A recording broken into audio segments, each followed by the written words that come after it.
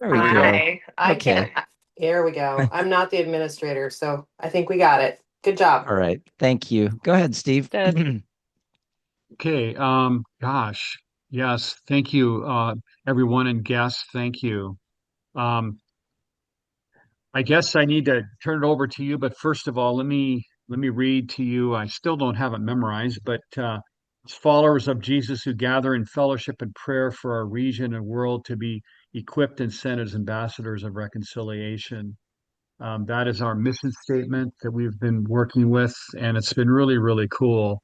Um, and just a kind of a side note, on June 18th at my house, we are going to have about 35 kids, and Michael Lee is going to be here to do a yo-yo demonstration. I think Ah, Lisa will be here to help with some food. And if anyone wants to come up and just bring your tennis shoes, play with the kids, get to know them, love on them, that would be great. I can give you my address later, but we'll start at about 4-ish and then go to about 8-ish. And behind my yard, I've got a beautiful yard, but behind my yard is a wonderful playground area for kids. And Abdullah was here last night at my house, and we were talking, and he's really looking forward to it. And the kids are really looking forward to it as well. These kids are 95% of them are Muslim, and so I've been helping them with their reading, and it's been a really, really cool thing. So they really appreciate me, and I really appreciate them. So our storyteller today is Garrick Pang, our own Garrick Pang, and I'm sure you're going to be talking about the World Cup, Garrick, you know it. and that's okay. Tell your story, Garrick. We have lots to learn from you, and we appreciate and love you dearly. So. Thank you, Um, Steve. Yeah, So, go for it. all right, I'll jump right in. And there are some folks who are kind of new to the fellowship, and so I'll share a little bit of history.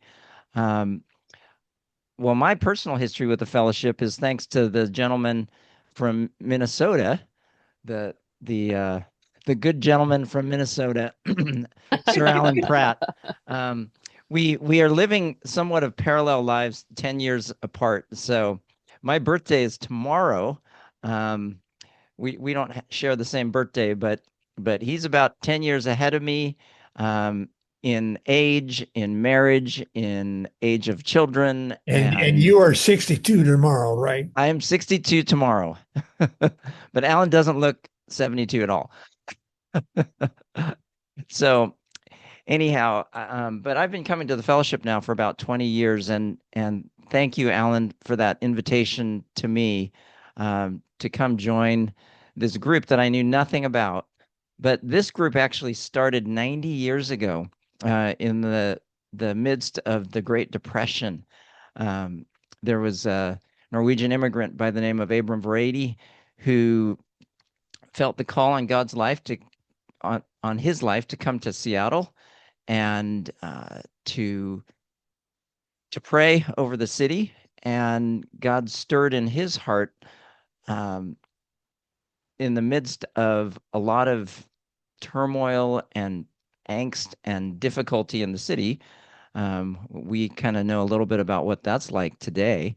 Um, but he called together leaders in the city to pray and to have fellowship with one another. And the city chapel was born, and it included business people and the mayor, the then mayor of Seattle, Arthur Langley, who eventually ended up becoming the governor of the state of Washington.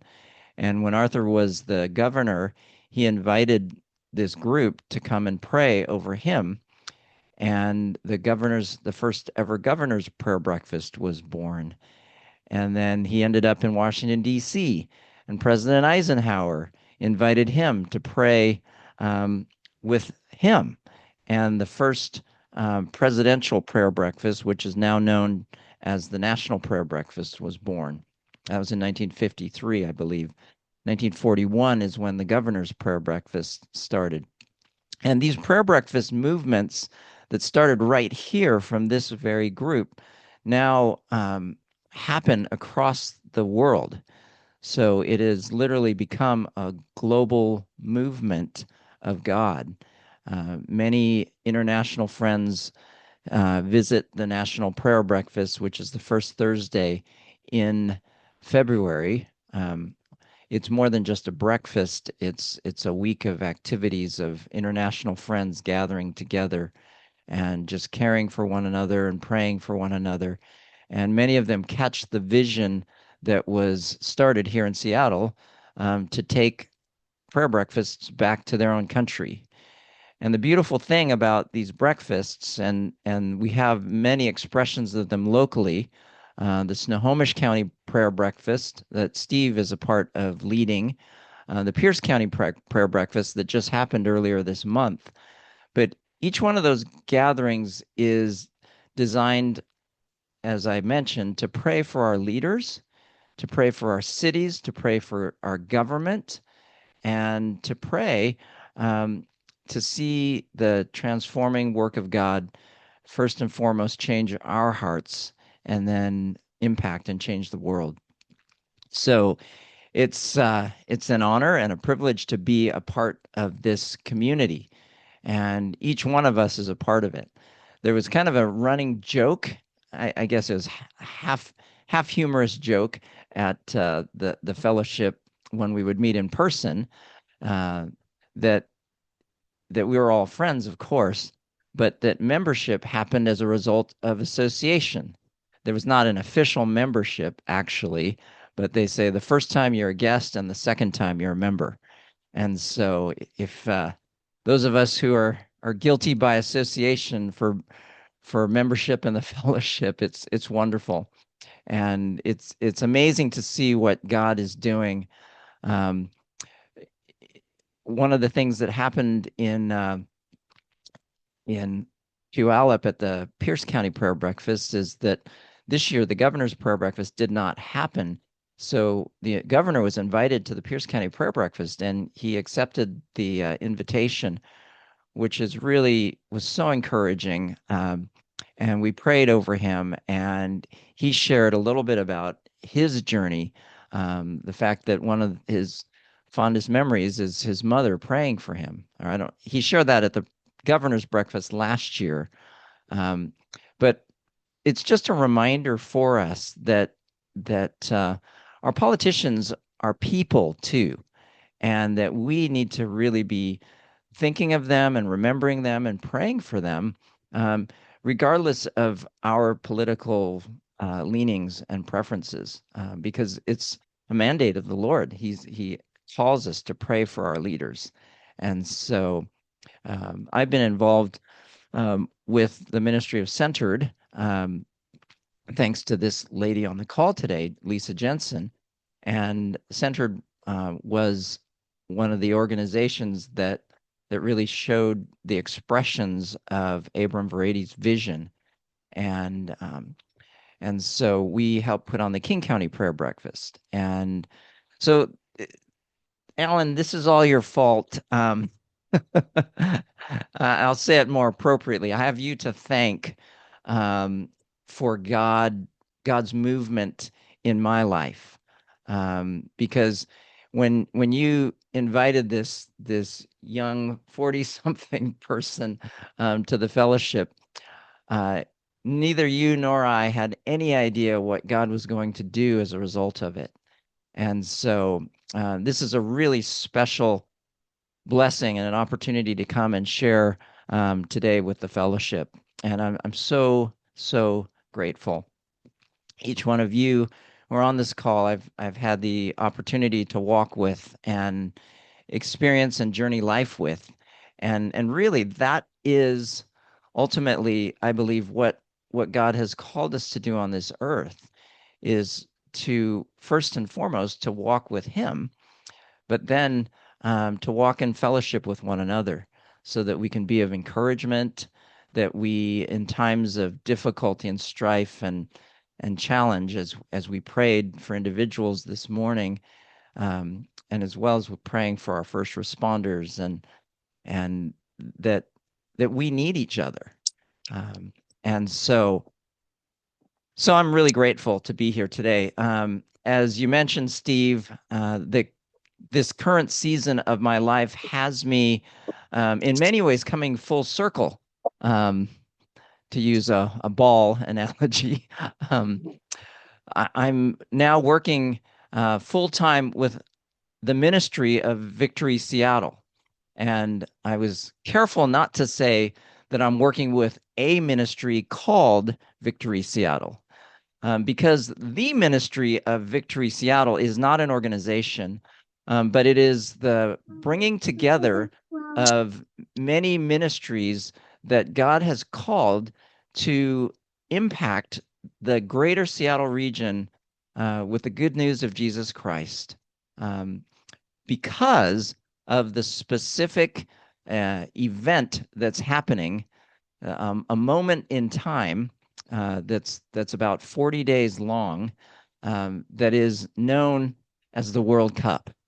Um, we all know about the Super Bowl if we live in America, because the Super Bowl is the most watched game in this country.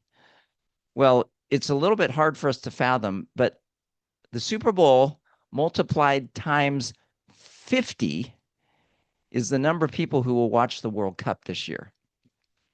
Times 50, 50 Super Bowls. That's how many people they estimate will tune in for the World Cup final. That's one game. But there are people in this country who know nothing about the World Cup. Um, Someone asked the other day, is the World Cup soccer? It is. Um, and it is the world's game.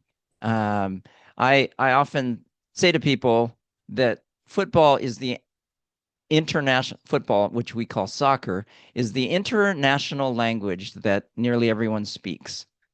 There are more countries that are part of FIFA, the international governing body of soccer, than are part of the United Nations. And so that tells you just how international it is. But I'm going to go back in time a little bit and tell you a little bit about my story. Um, Growing up here in the greater Seattle area, when I was 4, I was born in Seattle, but when I was 4, I moved to Bellevue, and at that time, soccer was starting to gain in popularity.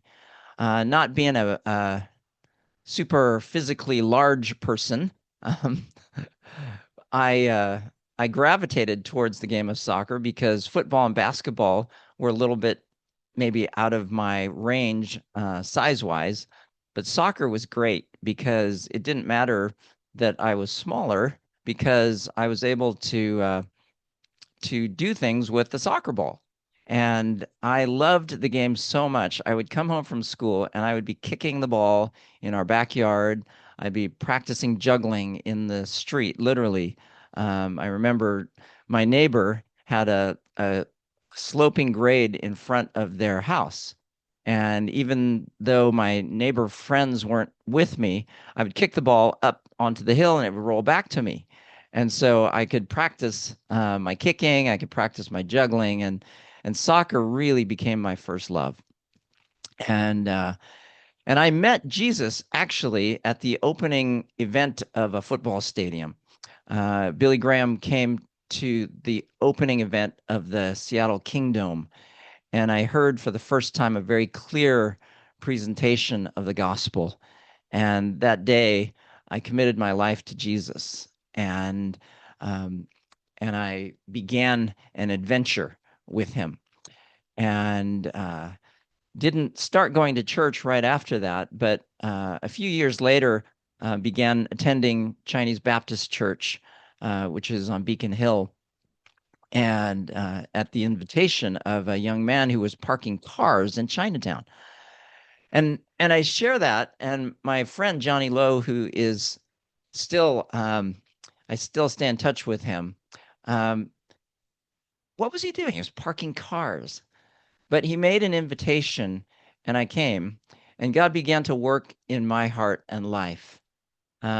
Fast forward then to going to college. I was thinking to maybe go to Harvard or Stanford to go because I wanted to pursue law. But because of soccer, I ended up at Seattle Pacific because the coach, Uncle Nubby, Cliff McCrath, invited me to try out for the team at SPU. Um, I changed my plans and I stayed locally so that I could play on this wonderful soccer team. Um, and the first thing that happened when I got to training camp, at the end of training camp, my name wasn't on the list. They would post a list for the people who were staying and the people who were moving on, and I didn't make the team. And so I'd kind of put my life, turned my life upside down so that I could play soccer, and then soccer was pulled out from under me. But I had this relationship with God that uh, I was relatively new in my faith. Um, but at the time, I said, God, I don't understand this, but I know that you know, and you know what my future is going to be. And as it turned out, um, a few guys couldn't figure out their financial aid or whatever, and Cliff called me and invited me back. And so, but it was that moment was important in terms of it being taken away because I began to realize that God sometimes through what appears to be a closed door is working uh, in in our lives to help us to see the bigger story. And for me, the bigger story was that soccer is what got me there, but soccer isn't what the main thing that God wanted to happen. And so I ended up only playing soccer for my first 2 years. My third year was going to be my breakout year, but I was not getting any scholarship money. And so I became an RA, a PA, they called them, a peer advisor. So I was overseeing a dorm floor, but that paid for my room and board. So it's kind of like a scholarship. But God worked in my life in so many ways during that time at Seattle Pacific. But one of the things that happened while I was there is during the summers, I went on summer missions that used soccer and Jesus to to bring together my two loves. And we used soccer as a platform for sharing the gospel. First year, I went to Ecuador and Peru, then Puerto Rico and Haiti, then Hong Kong, mainland China, and the Philippines. Then my final year at SPU, I went to Austria, France, and England. And God stirred in my heart, continued to stir in my heart, this love for the beautiful, what we call the beautiful game, but also my love for Him. I didn't go directly to law school. After my undergraduate studies, I decided to work for SPU for 2 years. And in that second year, one of my assignments that was an optional assignment was to go to a missions conference because I was a recruiter for the university and the Urbana conference, which had 20,000 young people going to discover their mission in life. We had the opportunity to go there and represent the university. Everyone else on the staff were families or were married with families. I was a single guy. And so I'm like, go to Illinois in the middle of winter, um, between Christmas and New Year's. Why not? And so I landed in like, I think it was 3 degrees below zero in 1987 or 1986 for Urbana 87, it was known as. And who was the opening speaker? None other than Billy Graham. And we had all these amazing speakers. And the closing night speaker was a gentleman by the name of Tony Campolo. And Tony gave us a challenge that night and said, those of you who are willing to commit your lives to global and world mission, stand. And I stood. And just a funny side note story for one of my closest friends from college was a guy named Brent Baker, and Brent went to Urbana because he really wanted to find out where God had wanted him to serve on the mission field.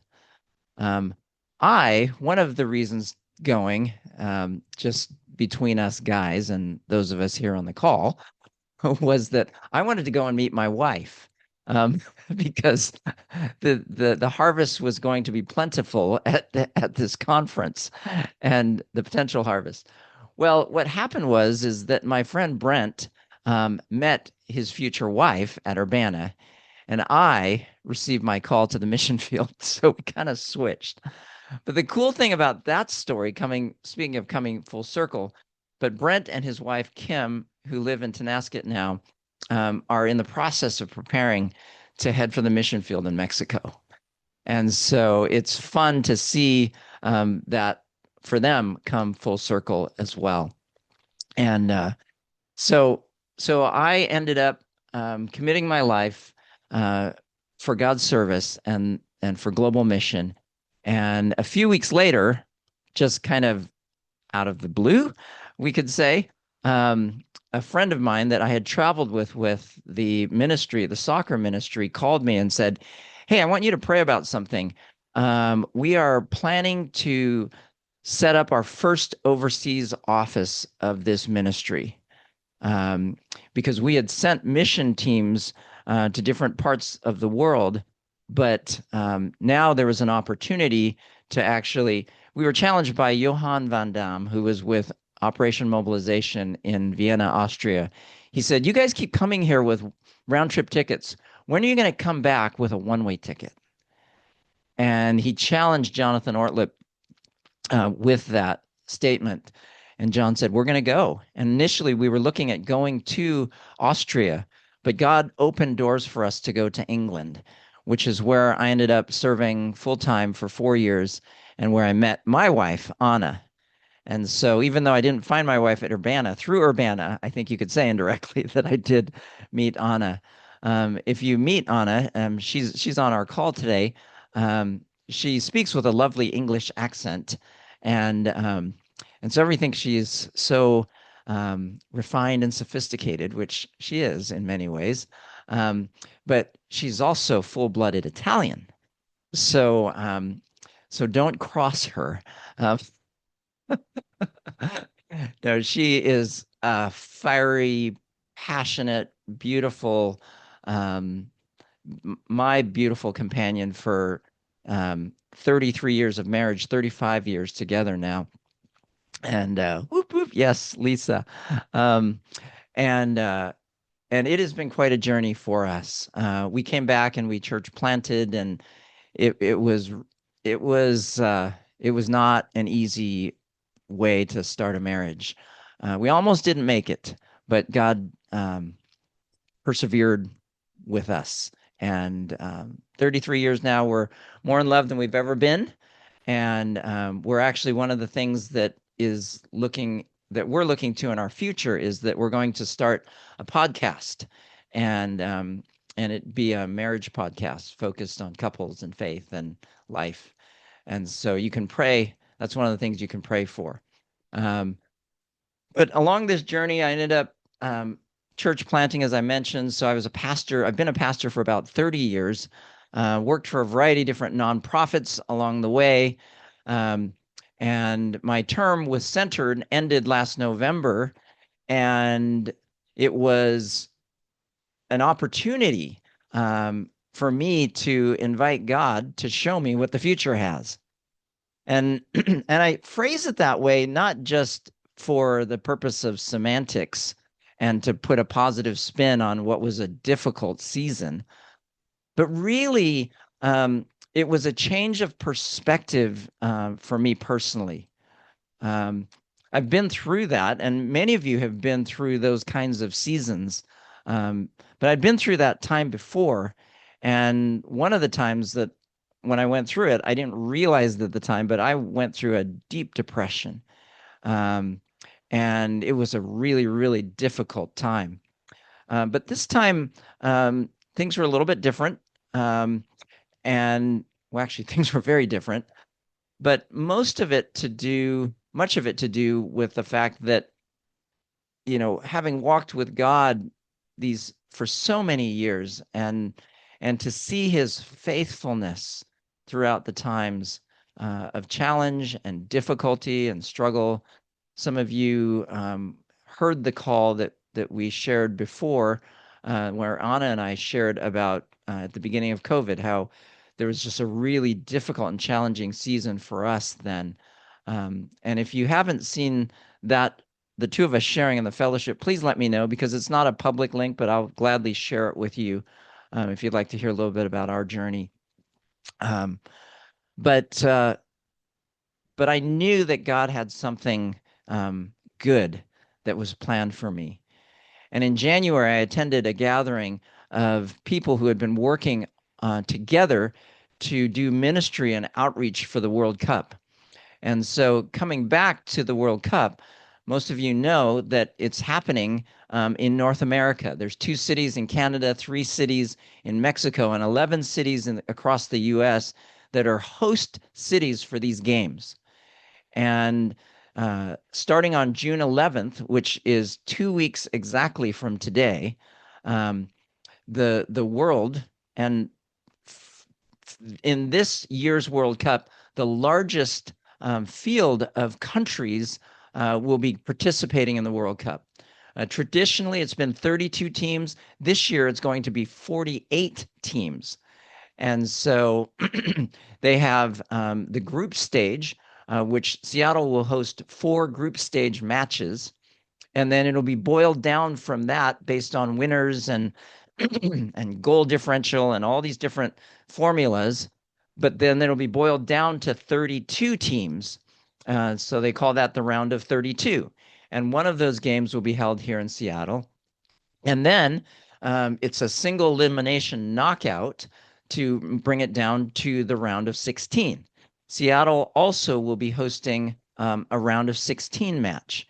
And so those will be our 6 World Cup games here in Seattle.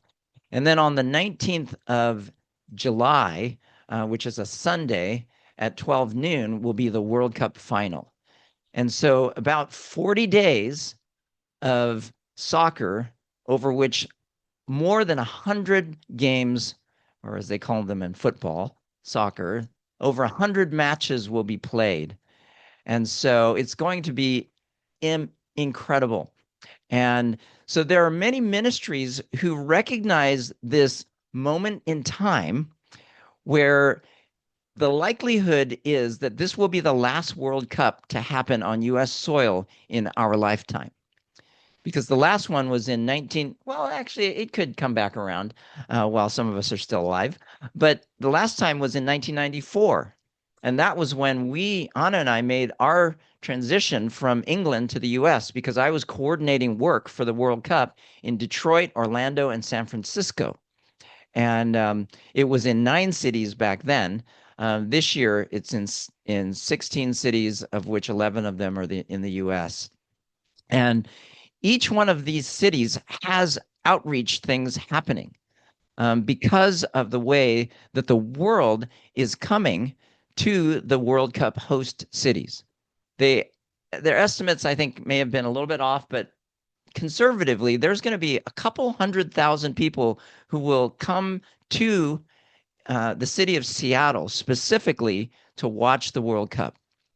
But I want to challenge our thinking that it's not just the world coming here, but the world is already here.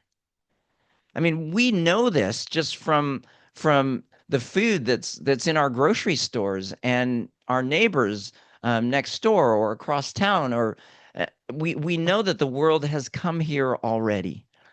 And so the World Cup is a unique opportunity for us to reach our neighbors as well as those coming to our city, because we all share this common language. And even if we only barely speak the language of soccer, we can have the opportunity to connect with our neighbors.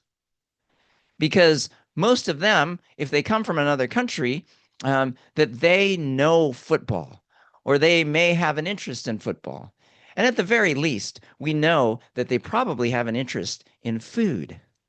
Because one of the things that will be happening around the World Cup is what we refer to as watch parties. And I want to invite all of you to a party that I'm having on the second day of the World Cup, June 12th. I'll be hosting a watch party at my current church where I fellowship New Life in Renton. So we'll be using our small chapel, which seats about 200 people, the North Auditorium, as it's called at New Life. And we are hosting a watch party. We don't know how many people are coming. I just shot a video yesterday with the team there, and we're going to be publicizing it over the next couple weeks. And there's going to be signups, and I mean, we could pack it out and might have to move into the main sanctuary, but we'll be having pizza and drinks, and we're going to watch the World Cup together. That will be the first game that the U.S. will play in the World Cup. By the way, I believe we're ranked 16th. So the likelihood of us advancing, especially out of our group, we're the highest ranked in our group. If we don't advance out of our group, it will be a great disappointment. But anyway, I'll go away from soccer back to the outreach opportunities.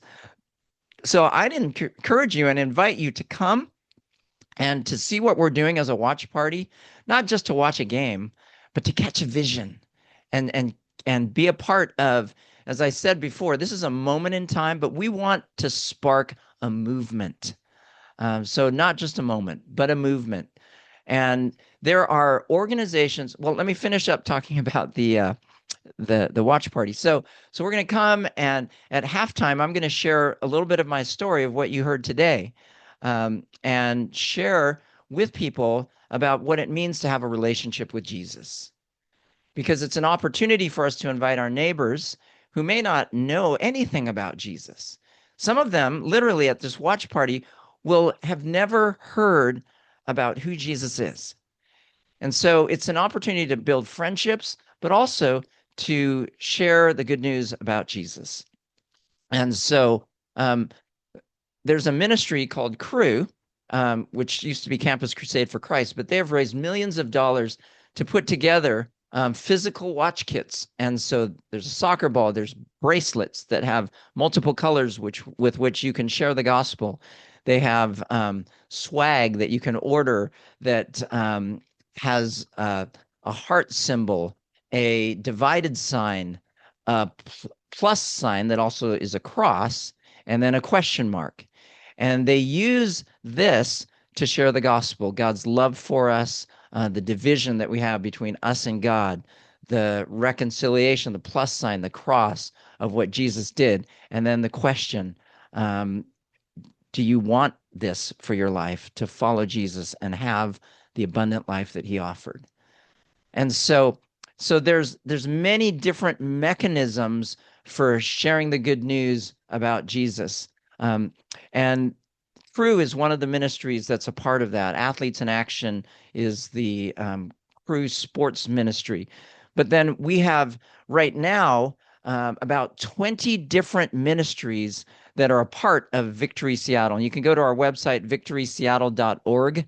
I think we're a little bit behind on getting things updated on our website, because last week we had a dozen ministries that were connected with us.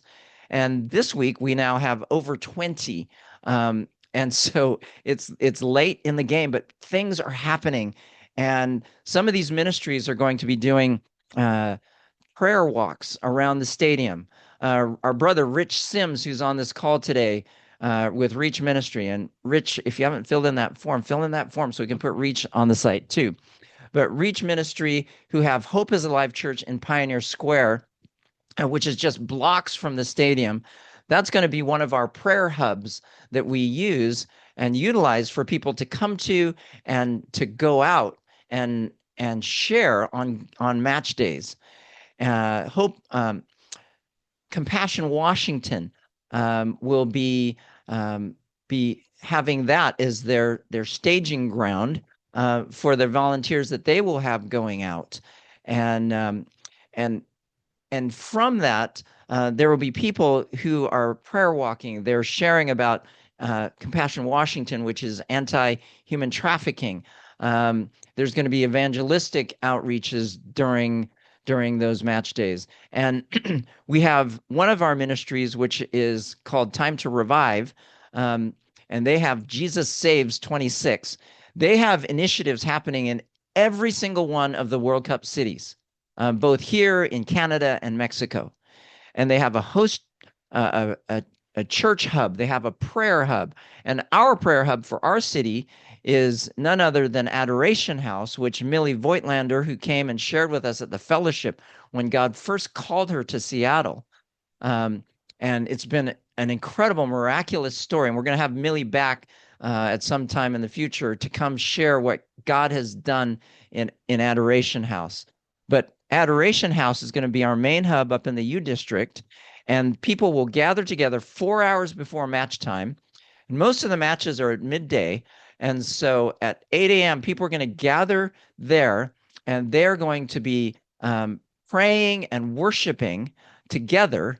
And then from there, people are going to be dispersed to jump on light rail or however they're going to get down to the stadium area. And then we'll be doing this incredible outreach at the stadium.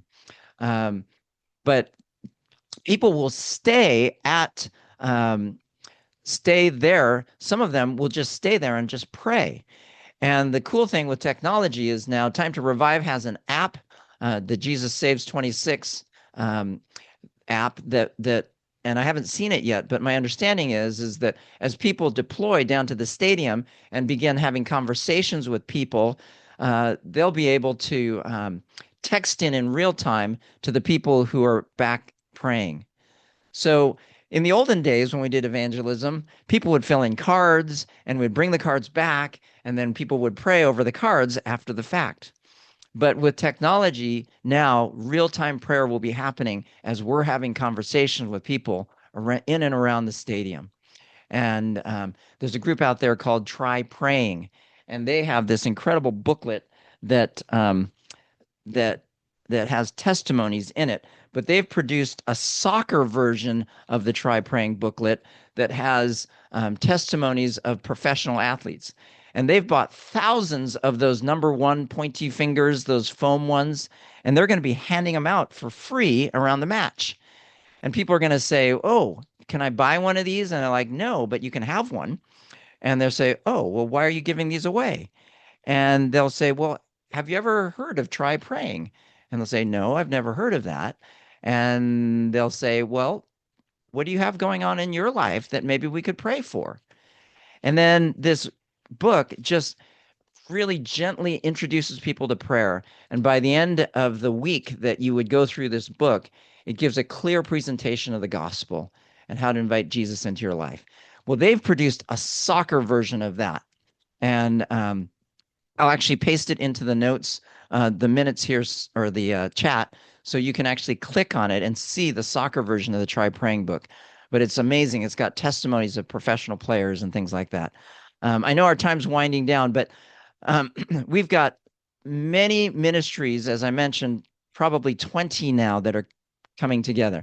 Now, what God has called me into personally is to be full-time in this, because there were 7 other people who were gathered together to coordinate this work, but all of them had other ministry jobs that they were doing.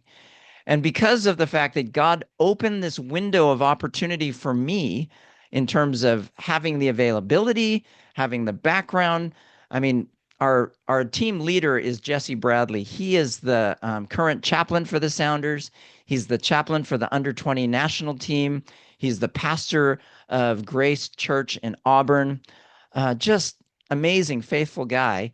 Some of you know that I was the original founding chaplain of the Sounders. I helped bring chaplaincy to the club when it was still a part of the USL before we became an MLS club.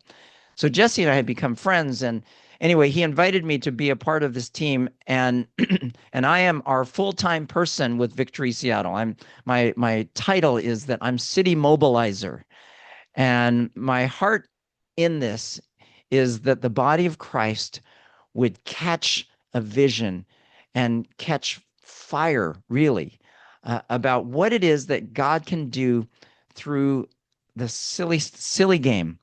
We call it the beautiful game, but it's a silly game.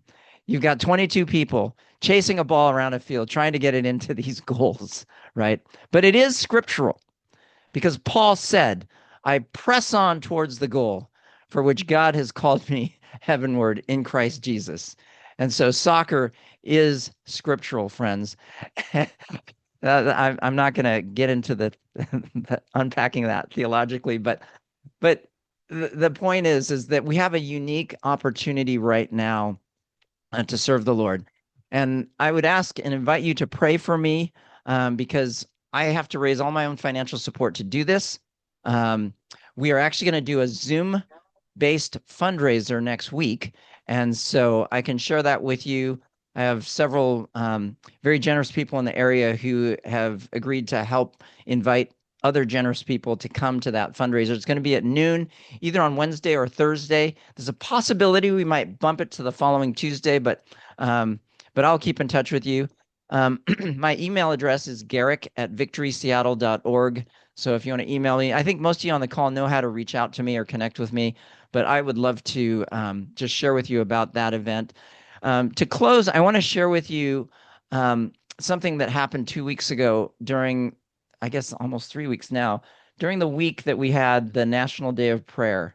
Um, it was it was a challenging week for me. Well, leading up to that was more challenging, I would say, because I had to raise funds for this role, and funds were kind of slow coming in. And I've clearly felt God calling me to this work. Um, but the funding wasn't coming in. So I started, as we all do, I think, when things aren't happening the way that we plan, we go back to God and say, God, did I mishear you? Um, eh, am I being disobedient? Am I not really where I'm supposed to be? Um, and I really felt the presence of God in that moment, and God just saying, keep doing what you're doing in terms of your fundraising activities, but lean into me. Lean into me. And one of the things related to the King County Prayer Breakfast that I want to challenge and encourage you all to is that one of the things that we prayed for and have been praying for is that prayer movements would start in all 39 cities of King County.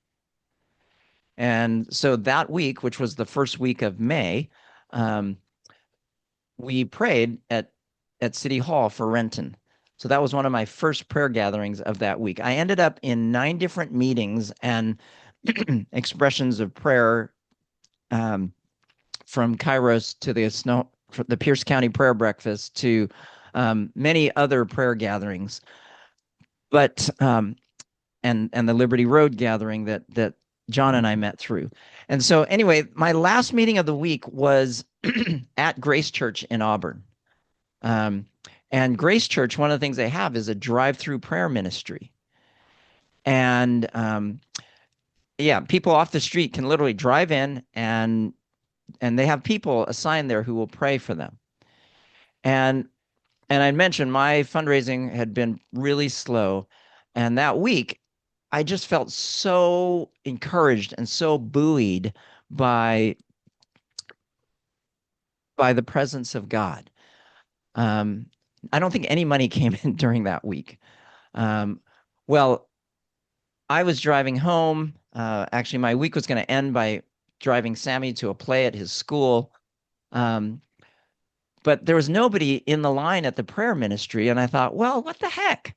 Why don't I have them pray for me and my fundraising? So I drove in, and the woman who and there's just randomly these 2 people walk up to my car, and the woman looks into my car and she says, Garrick Pang? And I'm like, and she identified herself, and she was someone that she said, Anna and you came to my house for a jog, which is part of generous giving, the journey of generosity. And we had a wonderful time catching up, and she remembered me and I remembered her, and just a lovely lady. And she said, hey, after we pray for you, come over to my car because I want to write you a check. And I was happy because the Lord was going to answer my prayer. And I was hoping, well, maybe she'll write me a check for $500 or $1,000 would be really, a huge blessing. Long story short, I drove to her car. She started sharing with me testimonies about God's faithfulness in her life and about the significance and the importance of generosity in her life. And at the end of our conversation, bottom line is she says, I'm going to be sending you $10,000.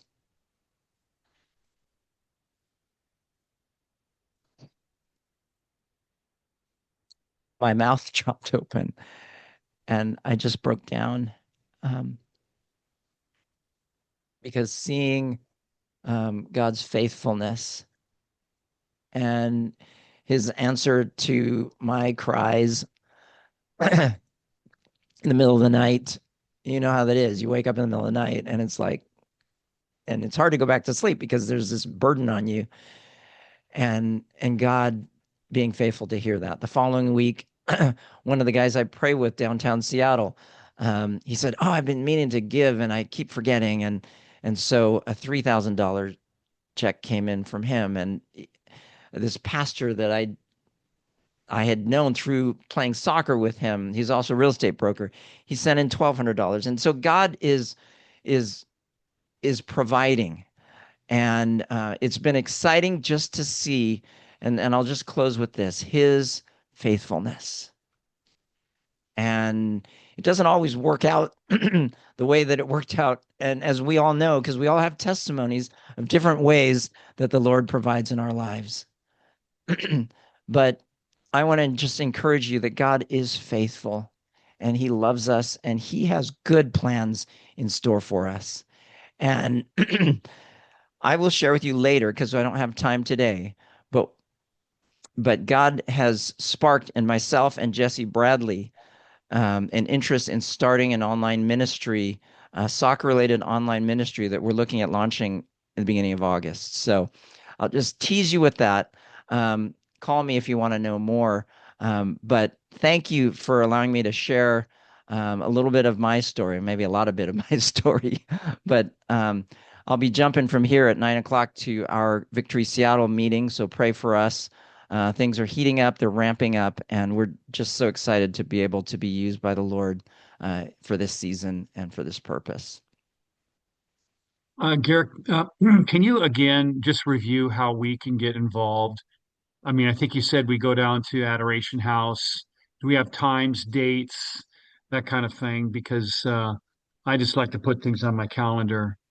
Yes. So each of the match times, well, first of all, I'll invite you to our newsletter. We do a weekly newsletter for Mhm. Victory Seattle. And so if you give me your email address, I'll make sure you're included on that, and that will have all the dates and times and everything. Um, and then our website, victoryseattle.org, will have information on there as well. You can, all the match times, I mean, they're very public, but you can just look at every match day and subtract 4 hours, and that's when people will begin assembling at Adoration House.